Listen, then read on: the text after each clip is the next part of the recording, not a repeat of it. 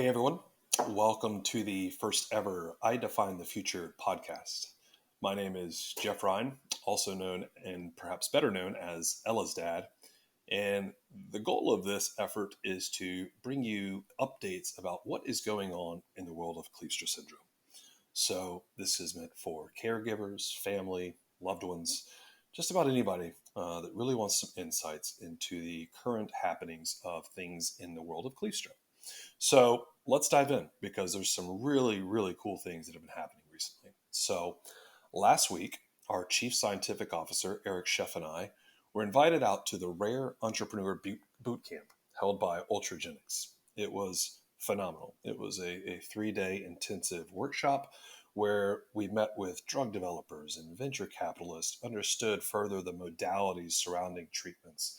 And it was a really, really impactful experience. And one of the ways that the initiative launched was Eric and I had to give a presentation about why Kleefstra was important. Why is it important to drug companies, or why is it an important investment opportunity for somebody? And one of the key takeaways was many of you all know that there's roughly 7 to 10,000 rare diseases out there, depending on who you ask. And 95% of them do not have any sort of FDA approved treatment. So that's a problem. And one of our goals at IDefine is to develop a treatment.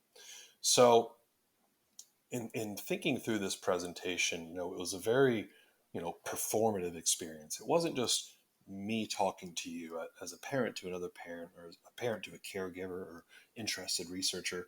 It was a very kind of performative experience, and it was kind of uncomfortable, frankly. We had to focus on our stage positioning and dinosaur arms and inflection in our voice. And really, I'm not really a performative person. And so it was a little bit uncomfortable, but I think the content development of what the exercise forced Eric and I to go through was incredibly valuable. And one of the big takeaways was for Kleefstra, we have the gene, we know it, EHMT1. We know the gene that's causing this disorder. And we also have a path to treatment. We do have a pretty clear path. So, yes, we need to fund some studies, we need to do some extra work to verify and validate those things, but we do have a path which positions us ahead of so many of these other rare diseases. And that was a really, profound takeaway for me, that there's a lot of work to be done, but we are on the right track.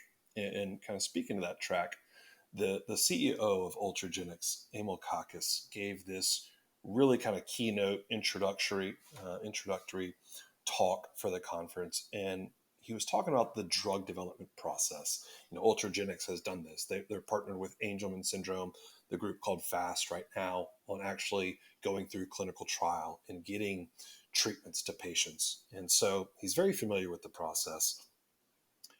The process is a long one, right? So we're on this journey. There's so much to do. It can be overwhelming at times. There was times where I was sitting in that conference last week and I was like, whoa, okay, maybe we stepped a little bit too far into the deep end, real. But quickly, that went away, because as Emil talked, he was saying, don't look at the totality of everything that we have to do. Focus on the next step. And really, I think that's kind of a takeaway that I would like to have for this episode today, and just to be able to keep front and center as we move forward is, yes, there's these big goals that we want to reach, but sometimes just taking that next step means progress. And as long as we're progressing, we're going to get to where we want to go. There is a treatment out there for Kleefstra. I know it in my heart of hearts. And as long as we keep progressing forward towards that treatment, we'll get there. So let's back up. The Rare Entrepreneur Bootcamp, it was amazing. I mean, honest to God, there was probably 20 other rare disease organizations out there. Again, there was those researchers who were talking about the different modalities of treatment, from small molecule to ASO to gene therapy.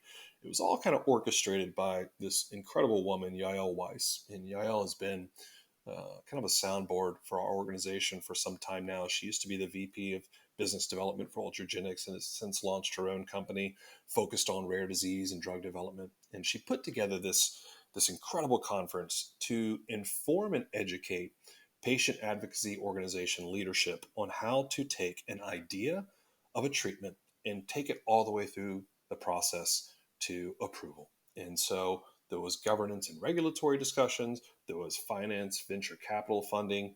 There was so much going on at the conference. And one of the reasons why I'm actually doing this podcast is because Mike Graglia of SynGap and Effie Parks from Once Upon a Gene podcast were like, you guys have to do a podcast. And I was saying, to my point before, I'm not really a performative person. And so this is a little bit outside my comfort zone, but I do see incredible value of coming to our community and keeping you informed in this kind of a channel rather than just a newsletter or social media.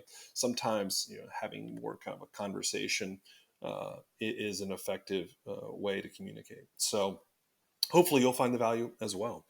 But the conference was a big step forward for us. I really feel like Eric and I have an advancement in our knowledge, and the path continues to crystallize. Again, as I referenced before, we have the gene. EHMT1 is this incredible master switch gene that is causing all these kind of challenges. And if we can figure out through a treatment how to get ahead of that and keep seizures from happening or keep regression from happening or help with some of the sleep challenges and behavioral challenges that our loved ones experience, that would be incredible. And that's one of our main priorities. So yeah, I think it was really insightful, and I'm excited to be included in that community, and I look forward to continue to build those relationships moving forward.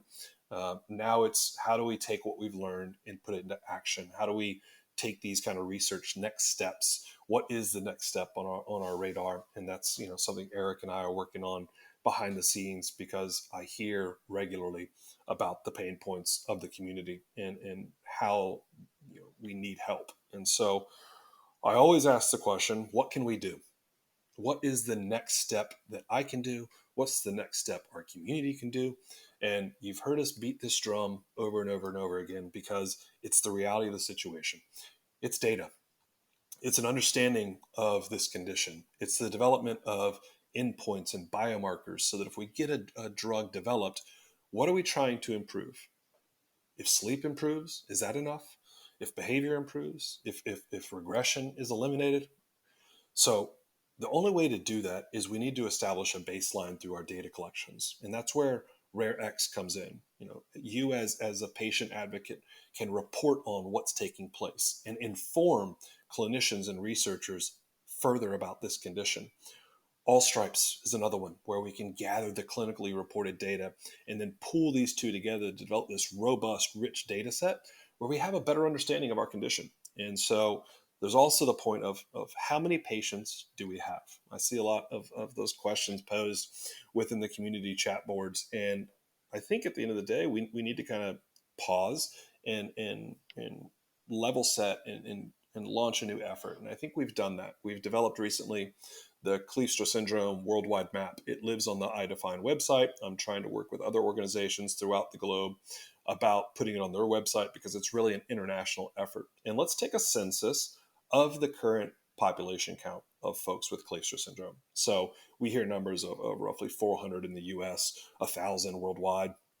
Dr. Kleefstra believes the prevalence to be more like 1 in 25,000, which would indicate 250,000 people worldwide having Kleefstra. So we're not there yet, but it would be amazing if everybody could raise their hand and be counted. Because guess what? That's when people take notice of your condition. When they say an engaged community, when they see the numbers, at the end of the day, for us to develop some sort of a treatment is going to be a numbers play where it has to be commercially viable. There has to be a return on the investment because it's going to take millions of dollars. And we're going to have to partner with a company at some point to be able to push this forward. And they just need to have the assurance that the community is engaged and is hungry for this treatment to eliminate these kind of awful conditions that are associated with Kleefstra. So participate, data collection, raise your hand, be counted, help us understand the condition more. What are your pain points? When do they occur? What are the catalysts for those things on setting as it relates to regression? We hear a lot about it, but we don't really firmly know. And the only way for us to know is to share that information. So if there's a next step takeaway from this discussion today, it is to participate in those data collection efforts. If you have any questions about it, please reach out. Other next steps is things that are on the radar. What's happening? We actually have a fundraiser here in Greenville, South Carolina, this Saturday, April 30th, that I'm hosting. And we have a number of KS families coming in from around the country, which I am super excited about because in this virtual world, I have never actually met another patient with Kleefstra Syndrome. And so we have a number of them coming in. So I can't wait for Ella to meet several of her KS friends this weekend. We're going to have a barbecue festival with live music and all these things going on. One of the coolest things about the event, in my opinion, is that we're going to have this sensory safe place so that, if our kids are just getting overloaded left and right, they'll be able to go to this kind of quiet area at the event site, which if you've ever taken your kid to an event, you can appreciate it. I think we have a unique perspective on what it takes to get our kids out to an event like this, and to be able to have that safe space is really special. So we're doing that this weekend. So I'll be out there all day tomorrow, and then Saturday is the big day, and all the proceeds raised, which we've got some great sponsors, are going to benefit our efforts at IDefine. So it's a big fundraiser. Another thing that's really kind of on the radar right now, and registration is open till May 15th, is the Kleefstra Syndrome conference that we're having outside Chicago in Naperville, Illinois on June 23rd to 25th. So you got to register. You got to register. Right now we have 108 folks coming, which is incredible. So what the kind of the purpose of the conference is certainly to gather more information about the day-to-day management of KS. So we're going to have all these different breakout rooms that are relevant to just the day-to-day lift required from us as parents and caregivers of caring for someone with Kleefstra syndrome. And so that'll be really informative, but I think just as important is that sense of community, that sense of belonging that we're going to foster by bringing the community together. And so we're going to have a check-in night where we're going to have a pizza party. The Saturday is going to be all very kind of loosely organized, where we're going to do a cookout. And again, we're really focused on the families being able to spend time with one another, share stories, convene, support. It's going to be really important. So again, what we're trying to do is have all the registrations for this conference in by May 15th. That way we have enough time to communicate with our partners on expected attendance, set up all the kind of inner workings that it takes to put on this conference. So thank you to those who are participating and helping out build this thing out, because it's certainly not me. It's not a singular effort. There's a number of folks pitching in and helping. Julie Drake, Mike Goff, Mindy Kramer, Becky Libby, and several others are all participating and helping build this out. So we're looking forward to that. Outside of that, there's going to be a number of other fundraisers throughout the year and events. We have It Takes a Village coming back on May 7th. My wife will actually be communicating with leadership from the SET-BP1 and Coulin-de-Vries Syndrome Foundations. So again, there's just as much similar about some of our conditions as there is differences. The differences get a little bit more granular, but as far as what we experience day to day, there's a lot of shared challenges. And so let's leverage those resources. Let's collaborate with other organizations. And my wife is a special education teacher, so she has a unique perspective of both the teacher and admin side of IEPs as well as the parent side. So she's just going to offer some insights as it relates to IEPs. And then on May 29th, I know Laura Slamkowitz, who is kind of one of our community outreach organizers, is putting together a teen and adult chat. We had one already, and I attended for the first few minutes, where these teens and adults with Kleefstra syndrome were communicating and interacting with one another. It was really special. It was really, really neat to see. And so great job, Laura, on that effort. If you have any other events that you're building out or interested in, certainly reach out to us, unlock@idefine.org, and let us know how we can help you, how we can support you. If you're wanting to do a fundraiser, let us know about that. We can certainly offer support where necessary. And yeah, so we're going to continue to offer these episodes where we bring you the latest and greatest on Kleefstra syndrome. If you have any questions, or if you have any topics you'd like to discover or discuss, then certainly reach out, and we look forward to seeing you.